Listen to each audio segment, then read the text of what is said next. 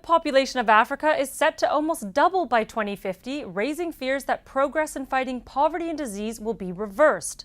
So, what can be done to ensure that poverty doesn't increase? And how can a disproportionately large youth population help drive progress? With me to discuss all of this and more is Bill Gates. Bill, are we at a turning point where regression is a real risk?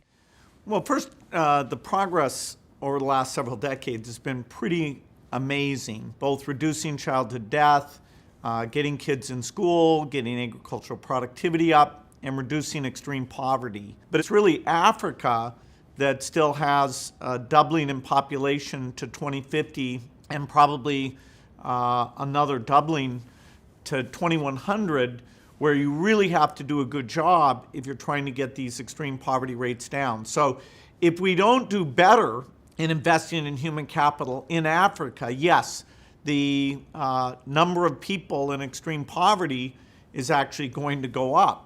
Should the solution, or should more solutions be focused on slowing that growth? So, for example, increasing reproductive rights for women or spreading the access to contraceptives, because it seems that, is it correct that no amount of investment can really keep pace with that population growth? What we do between now and 2050 with education, with economic growth, with health and nutrition, that'll really set the course for moderating the population growth between 2050 and 2100.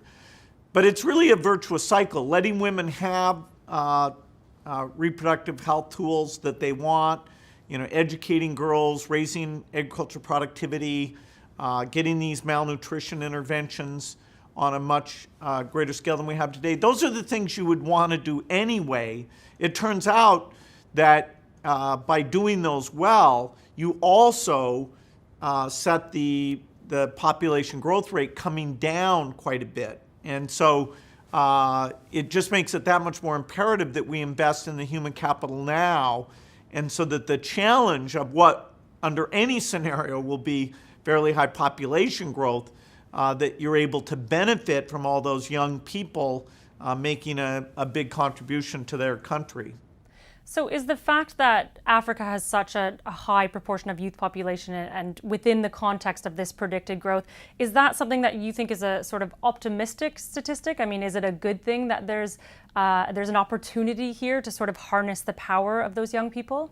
It's both an opportunity and a challenge, because the capacity to run the health systems well, to get the education system to have not only high attendance but good learning outcomes as well, that's not going to be easy. If we don't make these investments, that youth bulge will be a huge challenge, because they won't have the development, they won't have the economic opportunity that they deserve. So it's potentially an asset, but if we don't invest right, it could even be a liability. Let's talk about digital technology for a minute. We know that more people than ever before are connected, more people than ever before have bank accounts.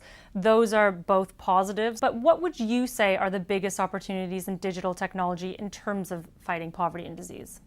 Yeah, digital innovation is really pervasive. And so whether it's tracking, do you have the vaccines out where they should be, getting feedback from citizens, is the teacher showing up and doing a good job. Digital systems let you achieve a higher quality and really assure, whether it's the domestic taxpayers or the donors, that their money's going to the right things in a way that without digital we couldn't do. I just want to turn back to the U.S. for a minute. Under the current U.S. administration, under President Donald Trump, there's been a lot of threats to cutting the foreign aid budget and even withholding funding from UN agencies. Is it damaging, that kind of rhetoric that exists right now?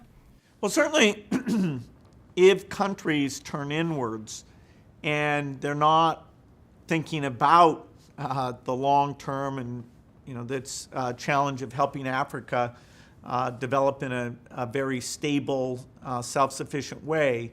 If you think that helping other countries over time is not beneficial, then that's going to be turning back on this model of helping out the poorest. And so when those recommendations in the U.S. to cut the foreign aid budget that came out of the executive branch were put forward, we certainly, our foundation was talking with Congress about what we've seen, that foreign aid is working super well, whether it's malaria, HIV, and so many different areas. And it was very pleasing that the Congress, on a very bipartisan basis, chose to maintain these commitments that are so critical. So foreign aid has stayed flat.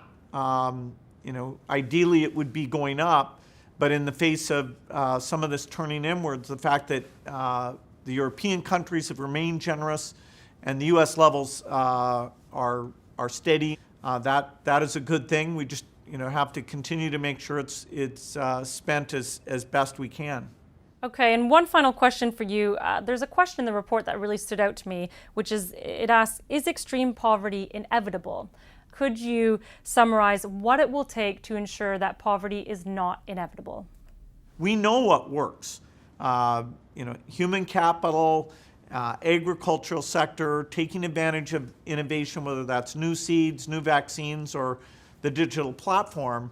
It's clear if we make the right investments to help these countries, they can get virtually all their citizens out of extreme poverty.